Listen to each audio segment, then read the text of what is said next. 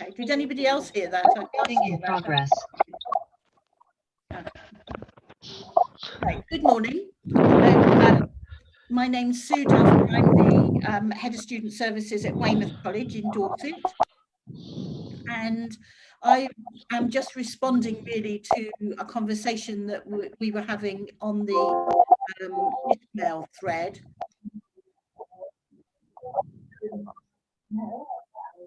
Just going to see. Can I just ask everybody to mute? There's a little bit of feedback. Thank you. I can probably do it, but I don't know how. Anyway. Yeah, so I'm responding to a conversation that was going on the Discmail thread. We've had social work students here at the college since 2012, and I've been their placement supervisor, although I don't have a social work degree myself.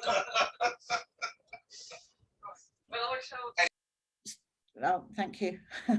So really, I was just going to talk to you about, good morning, everybody who's joining us as I speak. I am recording for anybody that isn't able to be with us. So how we managed to get into it here at Weymouth College was my predecessor in his previous role had been extremely senior within Dorset Social Services and had taken a little bit of time out, sort of family time out for himself and his family, and had moved back to Dorchester and ended up coming and being our very first sort of safeguarding coordinator, as he was called then, back in 2011. And given his background and the fact that he'd actually taught on the social work degree, he contacted the university at Bournemouth, spoke to the social work team at Bournemouth and said, you know, at Weymouth, we would love to be a work placement. And he had to sort of go into really sell why this, why it would be a good idea to have a college as a placement, because they couldn't quite see what we were doing that would give enough work for a social worker. But he sold it to them really quickly. And so we had a social worker for that year. And Murray was her placement supervisor. He then left the following year and I took over his role. And so I took over the role of placement supervisor, which was a bit daunting because my background is language teaching. And then I moved into tutorials and then got into the world of just general student support. But I worked with them at Bournemouth University. They offered me some training. They offered training for anybody that's going to be a placement supervisor. And they put my mind at rest that I didn't need to be a social worker at all, that I just needed to go about my daily business as normal. And I would be absolutely fine. And I've loved doing it. It's absolutely amazing. So, we have social work students from Bournemouth and Southampton. We've had them previously from Winchester. It is a little bit far away, but when they've had a student that lives in this area, rather than them travel daily to do their work placement in Winchester, they've come to us. So the initial contact would have to be yourselves contacting the universities. You'd need to get in touch with your local universities, find out who leads the social work work placement element of the degree, and tell them that you would very much like to offer a work experience. And I would say that if they are a little bit disbelieving, as Bournemouth were at first, please steer them in my direction and I can introduce them to Bournemouth University or Solent University, who'll be more than happy to put them in their direction. So Bournemouth and Poole College, Lloyd at Bournemouth and Poole College now has had 2 social work students because I put him in touch with the university, and it's worked really well for them. They come with the added bonus that they pay approximately £500 per student per placement, which is just absolutely wonderful. So this academic year, even in a lockdown, we've had 5 social work students. And you can imagine, can't you? I've got a fairly small team. We're not a huge college, but this is a fairly small team. And through lockdown, we very much struggled to keep up with the demand of, just to keep up with the demand. And so having these extra bodies that are able to speak to students, work with them, attend looked after child reviews, child protection, SIN meetings, they go to LAC reviews, they help with the PEPs, they can do anything that we do. We have to remember that they're supernumerary, so that means that we can't allocate them a huge caseload and just leave them to it. So any caseload that's allocated to them, they must have somebody else that they're working with, that they're able to liaise with, to get whatever outcome we need for that young person. And very often that might be me, but it's usually a member of the team. My role in all of this as student services, head of student services, is I am sorry, Teresa, please can you mute yourself, because I've suddenly got a background noise. Thank you. I'm the placement supervisor, so it's my responsibility to allocate them their jobs, although my team now are very, very experienced, but they'll always check with me before they allocate a student, one of our students, to a social work student. They'll never just allocate them without running it past me first. I'm the placement supervisor, which means that when I first started this role, I attended quite a lot of training at both universities. But by now, having done it for a number of years, I don't attend the training anymore, because I've suddenly realized, I was going every year, and I suddenly realized, oh, I've done this before. So I don't go anymore now. So that's a little bit of time that's saved for me. What I do have to do, though, is I have to give 1 hour, 30 minutes of supervision to each social work student fortnightly. So they have me as their placement supervisor. They have a practice educator who comes into college, does their observations, who is the person that gives the other end of the supervision, fortnightly supervision. So my supervision that I give is around the cases that they're holding here at the college. I don't touch on social work theories, social work models. I don't touch on any of that. Why? I knew it surprise you. Sorry, please can I just ask everybody to mute themselves? I'll just carry on. I hope you can hear me. I don't do any of the social work models or theories, or talk about what they need to be doing for their degree, such as all the different modules and essays that they have to do alongside working with us. I don't do any of that. I just have an hour and a half where I discuss with them how they're getting on here at college, how things are going, if they have any problems, if they've got any students that they're working with that they want to discuss with me. We go over the cases, we chat that over, and an hour and a half actually goes quite quickly. That's my responsibility over the time that they're with us. So the student social workers come to us. I have to provide them with a full week and a half of induction. So that includes that they do every single bit of this mandatory staff training that that staff coming to Weymouth College do. In effect, they're going to be volunteers while they're here at college. So before they arrive, I get them to do all the staff development that they need to do. We do their DBS. We go through their DBS with them, because they'll have a DBS from the university. They bring in their proof of address, the same as a new member of staff would.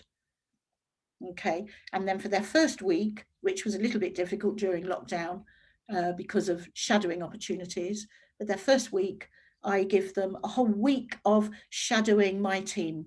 So they'll spend their time going into meetings and doing everything that my team's doing. Okay, so we've got a fairly large NEETs program here, so a lot of their time's taken up with the NEETs program as well.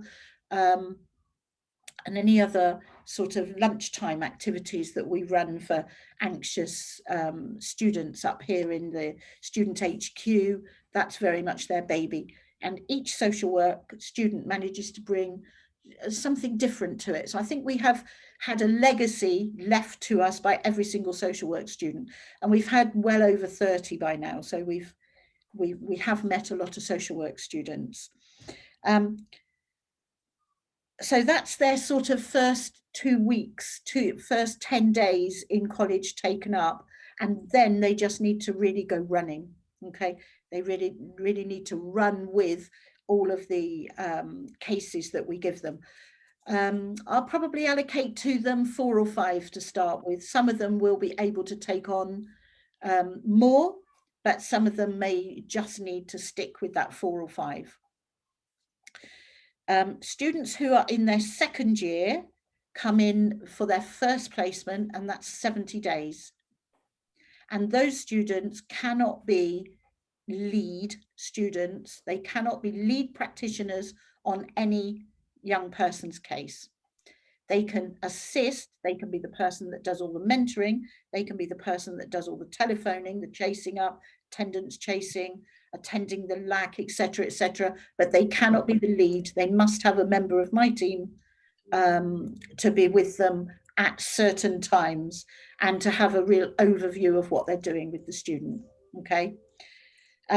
We have on occasion had third year students. This is their second placement, which is 100 days. And this, although they should be in statutory placements, it isn't always possible. And so we've been very fortunate on occasion to have a second placement student for 100 days. So that means they're here for a huge amount of time. They can really get to know the students, and they can lead on cases, because if they were going into a social work team, or if they were going into a hospital or a care home and a children's home, etc., they would be expected to lead during their second placement. But certainly if you were new to this, if you were new to hosting the students, you wouldn't be given second placement students, 100-day students. You'd only be given the 70-day placements to start with. So we've had a few now of the, especially during lockdown, because our local authority wasn't taking any students during the lockdown, certainly during the first lockdown. So we actually benefited from that, and we had some 100-day students, which is really good because they can get hold of the meaty courses and the meaty cases and run with them. I'm just trying to think what I haven't covered now that's practical. I've got a little aid memoir here for me. So alongside working with us on their cases, they're doing essays, they're writing a reflective journal, they're doing an awful lot of academic work alongside what they're doing with us. They're here for a full working week. So they start at 9 and they finish about 4:30. You know, they can start a little bit earlier and finish a bit earlier. I'm very flexible with allowing them to work around childcare, for example. Sometimes we've got students that need to travel in from afar. So I can see I've got some questions coming in. So in a moment, I thought that I would open it up and allow you to ask your own questions, and then everybody can hear what the answers are. So I think that's probably me having explained what. Yeah, so they do 35 hours a week. a 7-hour day. They need to have a half-hour lunch break, at least a half-hour lunch break. I don't think we've had a student yet that has asked for a lunch break.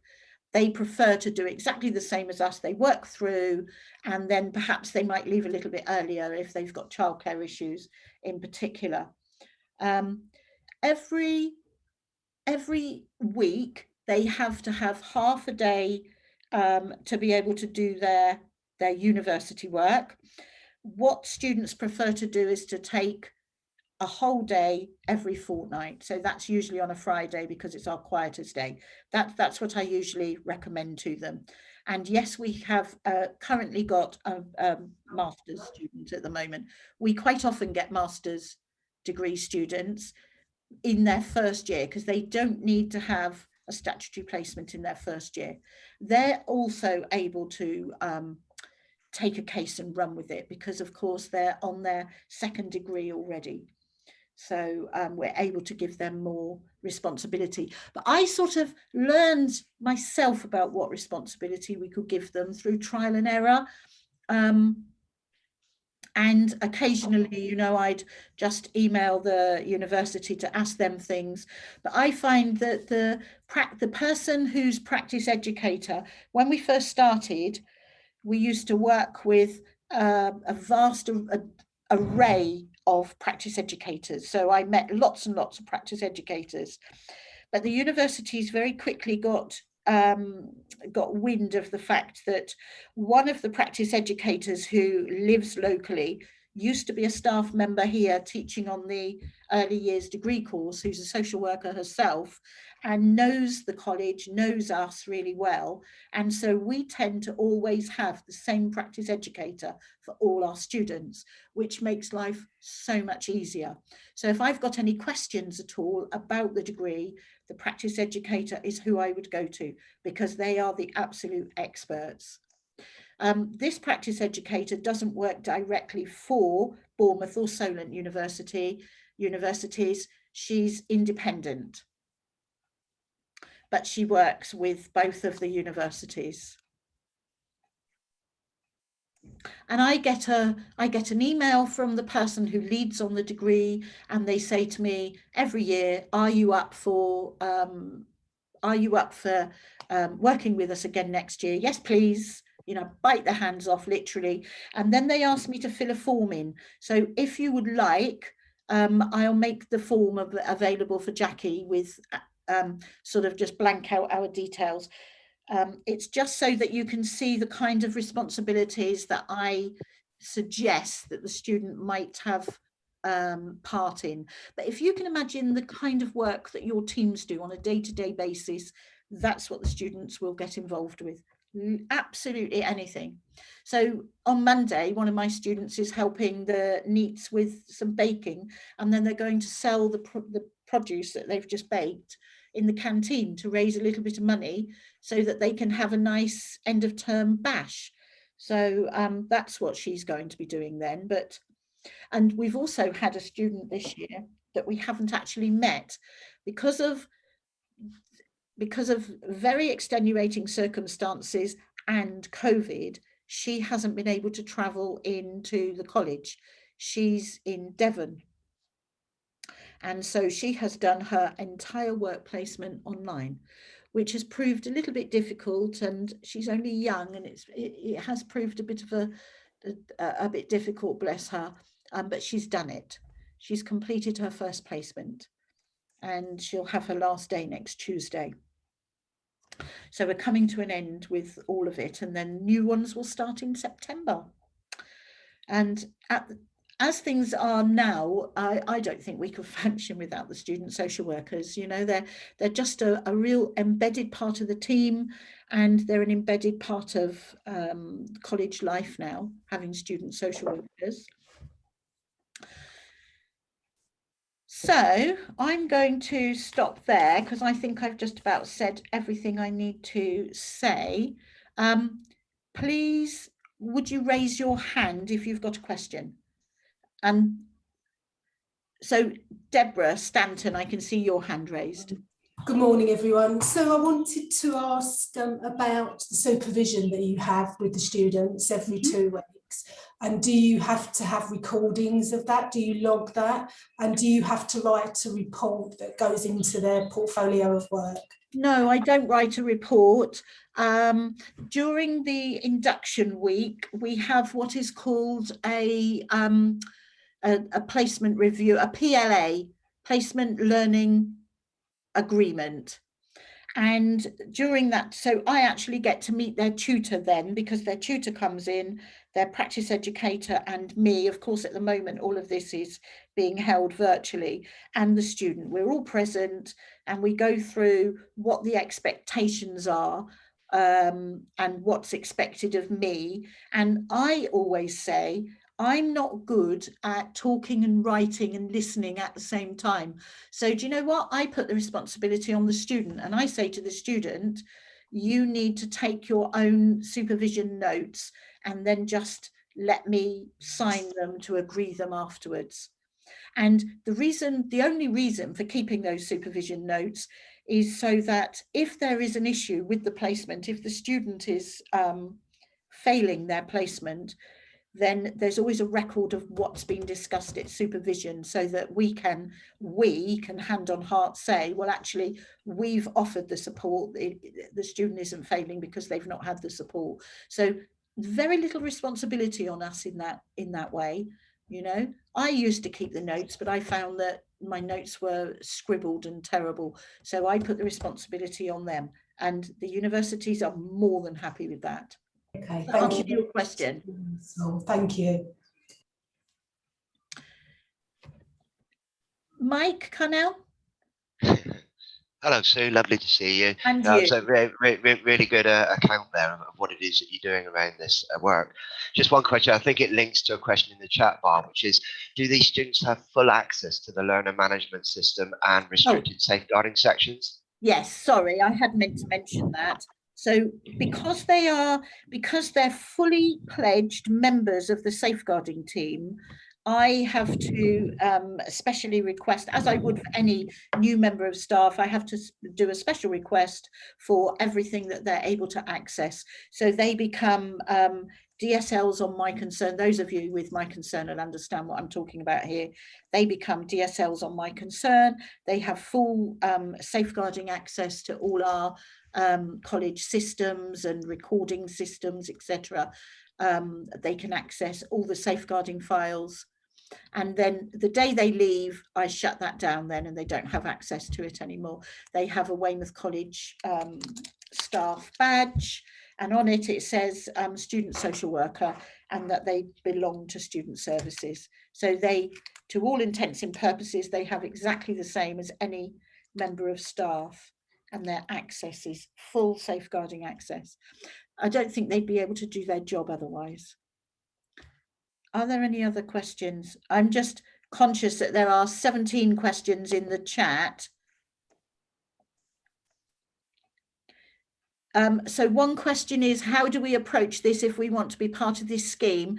You really do need to just contact your local universities and ask to speak to somebody in the work placement team within the social work degree. So can we have a social work student who studies within the same college? Would this work? Yeah, I don't see why not. As long as they understand the boundaries. So quite a few of our student social workers have come up through the college. So they've been at college from age 16. They've maybe come back to do an access course. So we've known quite a few of them because we've worked with them. One was even a LAC. She was somebody that we worked with considerably, and now, you know, we consider her a real friend, and she works within the 13 to 25 care leavers team. Do they do the 70 days in one block? Yes, they do. They do the 100 days and the 70 days all in one block. So that's the amount of time you've got them. And if they take a day off for sickness or because they've got a sick child or whatever, they have to make that time up. And that time is up to them to record. And I just check their timesheet for them. Some of them don't take any time off at all, so I don't need to check anything. But where they take a little bit of time off, so it might be that they've got a birthday that they want the day off for, or they're on holiday for a couple of days. So during lockdown, not only was she doing her placement here with us virtually during lockdown, but she had a baby. She was our 100-day student. So she left us about 2 days before the baby was born. Baby was born a little bit earlier than anticipated. She had a couple of weeks off, which was about 10 days more than she thought she was going to need. She had a couple of weeks off, and then she came back to us when the baby was born. And it worked really well. She was mostly working from home. She wasn't exclusively working from home. But when we had meetings with her, so when we had all our safeguarding meetings and that, she used to sit with baby in arms. So that was lovely.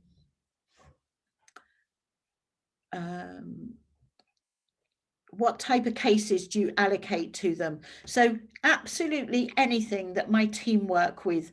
So when they've been here for a little while, we start to allocate sort of more complex cases. So that will include, they work with the looked after children. They always work with our NEETs. So they will mentor students with anxiety. They do. They will mentor anybody. They pick up students in crisis as well. So we might get a call that we might get a call from a member of staff that there's a student in crisis, and they will run and they will deal with it. They will go and find that student, bring them to us, or take them somewhere nice and quiet and private and have a conversation with them. They don't do any lone working though. None of us do lone working. So wherever we're working, we've always got glass in the doors. So that's one thing they don't do. Do we get one intake a year or on a rolling basis? No, it's on a rolling basis. So so we would always get student or students in September, and then come January, February, and I say January, February, because it very much depends on the university. So I have an intake in September, and I have an intake in January and in February. And then if we get a student from Winchester, which we have done before, that might be a little bit different. We've had 3 students from Winchester.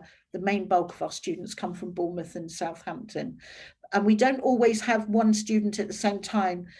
So before Christmas, we had 3 students, and we've now got 2. So we had 2 students from the same university. And you know, they're more than happy to give us the extra students, because they know that we've always got such a lot of work for them to do. They're never sitting around bored. The universities themselves consider us amongst their best placements because of the huge amount of students that their students are able to work with, and the complexity sometimes of some of the cases. You know, when we've got some child protection stuff going on, as you all will have, it's really, really good practice for the students to be there listening to a more experienced member of staff, discussing this with social workers, discussing it with the police, negotiating. We always ask permission before they sit in. We never just take them without having first asked permission. But all the agencies that we work with are very, very used to us asking now for us to be able to take the student social workers in. Sometimes they come and shadow me, so they'll come to different meetings with me or training and that kind of thing. They just find that useful and interesting as well. They do a bit of networking themselves. And in a year that isn't a lockdown year, I always make sure that I organise plenty of shadowing opportunities for them. So that might be with CAMS, it might be with, although CAMS are quite reluctant, but anyway, It might be with social services. It could be with a different agency within social services. It's been with EDP, which is drug and alcohol prevention. They go to various other charities and other agencies that we work with, and do some shadowing, which is really good practice. They might do some shadowing with a homeless charity, for example. Sue, hi, it's Julie Furman. Sorry, I can't find to put my hand up. So. Oh, okay, Julie. No problem. I'm really sorry if I missed this. I had to multitask a few minutes a while ago and take a phone call. I'm so sorry, but so I was kind of half listening to. Yeah, have you got some like paperwork that kind of lays out like a bit of a contract or what the uni are expecting you or you of them? It'd be really useful to have a look to get something going. I don't know if you'd be willing to share anything. Yeah. What I'll do is I'll go through my documents to have a look to see what I've got, because if I have got something, it's probably quite old. What you would get every year is we get a student handbook given to us, and that literally spells out everything that the student has to do. So the universities are happy that we just integrate them into our teams and that they just participate in our daily business. So there's not really a contract that we have with them, but I always, every year or every 2 years rather, I have to update the opportunities that we're able to offer. And I just literally list everything. So, you know, we've had students in the past that have dealt with prevent issues that we've had. You know, what I say is I can't guarantee what each student's going to be able to deal with on a month-to-month, year-to-year basis, because every year is different. But these are the instances that we've had that students have worked with previously. So I'll share that with you. I'll make sure that Jackie's got this recording, and I'll make sure that she's got that document, so that you can see what I say we're able to offer. Because you may, thanks very much, Sue. You may be larger than us in a different area of the country, and you may be able to offer different and broader opportunities, if that makes sense. So, you know, students, we like to always get them involved with the criminal conviction interviews that we do. When somebody declares a criminal conviction, we like to have the students involved in this, so that they're able to be part of the support process. So some of the young people, as you will have, some of the young people coming to us will need careful monitoring because of the nature of the offence. And we're also, you know, being asked perhaps by social services or by YISP to do a little bit of extra monitoring. And that's also something that the social work student can do. Even a new first placement, 70-day placement social worker would be able to do that for you. And then that's the kind of thing that they discuss with me in supervision. They don't need anybody sitting in with them when they have their conversations with these young people. I just make sure that they record everything. And of course, as a social worker, they are going to have to record absolutely everything that they do in great detail. So that's giving them really good practice for later on when they're working. But they record everything in detail, which we all get to see as a team. My team and I meet together every Monday, and they're very much part of that. And that's their opportunity as well to be able to ask for a little bit of help and advice on any of the young people that they're working with that perhaps they're a little bit uncertain about. But they share an office with us, so therefore they can ask us questions at all time.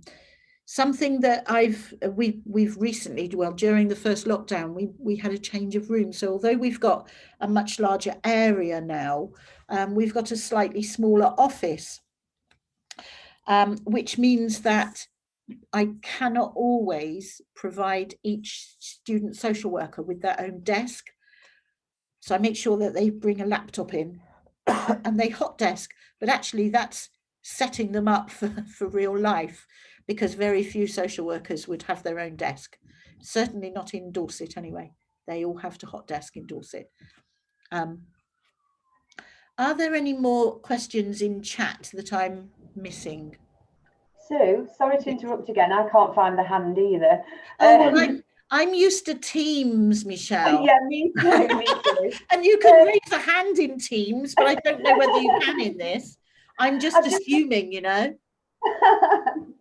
I arrived really late because I had an emergency. You can. Sorry, you do. So I've missed most of it. I've missed most of this. And you mentioned a recording. How do we access the recording on Zoom? I'm going to send Jackie the recording so that she can put it onto Knowledge.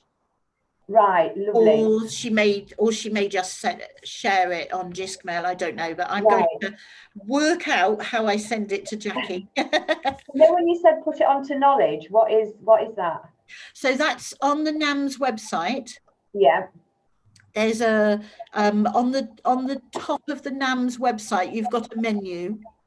Right. A menu bar, and one of those is called Knowledge, and that's where all of the documents and anything else that's been contributed by one of the member colleges, that's where it's saved. Okay, I'm new to NAMS. So sorry? I'm new to NAMS, so that's why I've been there. So thank you. Thank you. Well, welcome. No, it's it's vast knowledge in NAMS, and I use the Knowledge menu button all the time. Lovely, thank you. Okay.